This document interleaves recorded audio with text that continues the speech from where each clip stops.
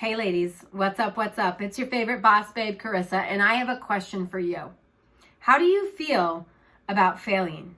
How do you feel when you fail at something? How do you learn to boss up from life's hardships and struggles and setbacks? How can you create mental toughness so that you can push past the hard times and develop an unstoppable game plan for success? Ladies, the truth is every single person I know comes with baggage. They all have gone through some tough stuff. They are going through struggles within their marriage. They're struggling with their weight. They have devastating disappointments in their lives. But how do you learn to overcome that devastating moment of failure when we feel like we failed and hit the wall? I'm going to encourage you to build an internal reset button that allows you to overcome any tough situation. It's going to allow you to rise up and overcome and take back the control in your life. There are countless stories of people who have been rejected, who have lost their entire life savings, who have lost their business. They have been told that they would never amount to anything or that they're worthless. They have failed in certain things, yet they've overcome the obstacles and they have found success in the aftermath. Jack Canfield says that everything you want is on the other side of fear. And most people are afraid to fail. They fear failure. Robert F. Kennedy says, only those who dare to fail greatly ever achieve greatly. And Ellen DeGeneres says it's failure that gives you the proper perspective on success. So if failure is a part of the formula to success, why are so many people afraid to fail? Society is eager to define what success and failure is. Society judges us for what they think is success and failure. It's no wonder people are afraid to fail and own their mistakes because they're so busy worrying about what other people think about them or how they will be perceived or the feeling of internal guilt. They're so afraid to try anything, they're fearing of failure. And you don't have to live life in fear. Henry Ford realized that when he stated this next statement, he said, failure is simply the opportunity to begin again more wisely. Those are such powerful words. Let me say it one more time. Failure is simply the opportunity to begin again more wisely. So good, right? So good.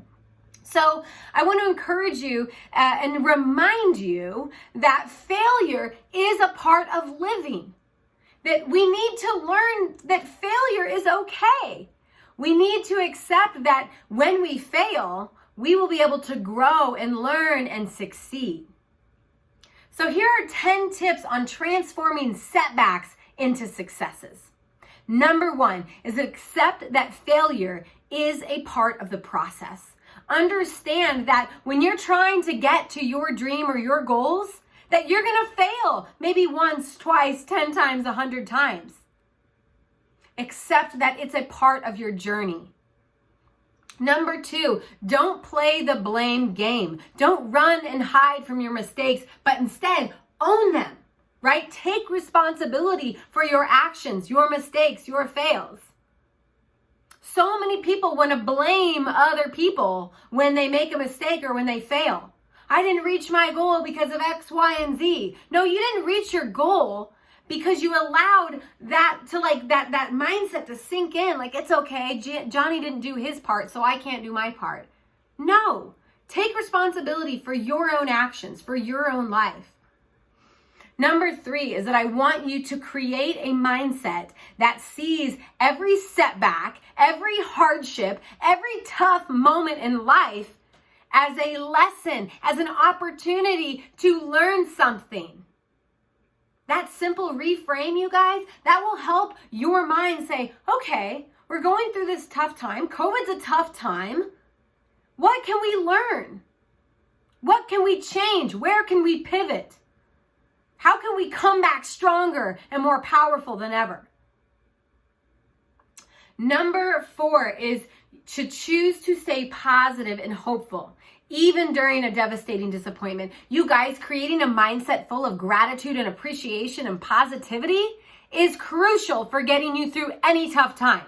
So when you've hit the wall of failure and you're like, damn, I don't know if it's worth trying again. You say, yes, it is, because what did I just learn? Now I'm not going to do it again. You can always choose to stay positive. You're in control of that.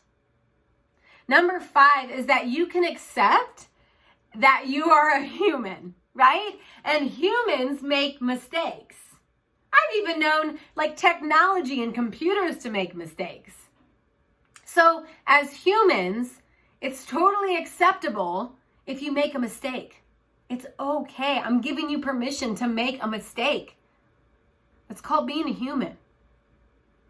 Number 6 is to teach your kids that failure is okay, right? And what I love about this one is that typically as adults, we fear this idea of failure because somewhere along the lines, we were taught that failure means bad, right? We think failure, we think bad. And instead, I want you to start thinking of the new generation coming up. I want you to ask your kids, whether they're 5, 6, 7, 10, 16, I want you to ask them, what did you fail at today? And when they say, oh, I blew my math quiz, I just wasn't even thinking, I say, what did you learn now from that failure?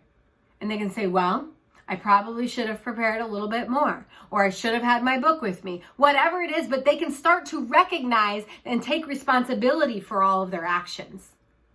It's our jobs as parents to teach our kids great lessons, right? And failure is in fact good. Number 7 is that you don't continue, right? You don't continue this insanity circle by doing the same thing. In fact, that is the definition of insanity, is getting up and doing the same thing every stinking day and failing at the same thing every day. If you didn't get the client, ask yourself why you didn't. How could you improve your process? Where did you go wrong? Learn from that. Okay? Quit doing the same thing and expecting a different result. All right, number 8 is to determine what is next and don't stay stuck in the nasty rut. All right, so when you've hit that wall and you're like, I can't go another freaking day like this, you need to recognize that you have had enough. That you've had enough and that you don't want to continue this nasty cycle, this staying in a rut. So you need to decide to get out, right? You need to take action. In fact, you need to take empowered action, inspired action, and that alone will help you get to the next level. Number 9 is that I want you to learn that asking for help is okay. In fact, when you ask for help, it is a sign of strength and courage, not weakness and fear. A lot of males that are my clients, they've come to me and they're like, I am so afraid to ask for help because it's going to make me look like less of a man. I'm afraid to cry because it might look like I'm weak. I'm here to tell you, and I remind my clients every time, it's okay to ask for help. Again, you're a human being. Wonder Woman doesn't save the world necessarily all by herself. She pulls a team together. You can pull yourself, create a team, create a tribe that's going to support you, that's going to help you get past what it is that you fear. And number 10, the most important one, is that I need you to recognize when you feel like a constant failure that you need to hit the reset. You need to hit the 5-step reset process. And that alone, you just taking out, like downloading this document right below this video, downloading it and having it ready so that next time you feel like a loser and that you failed at everything and that you're never going to amount to anything.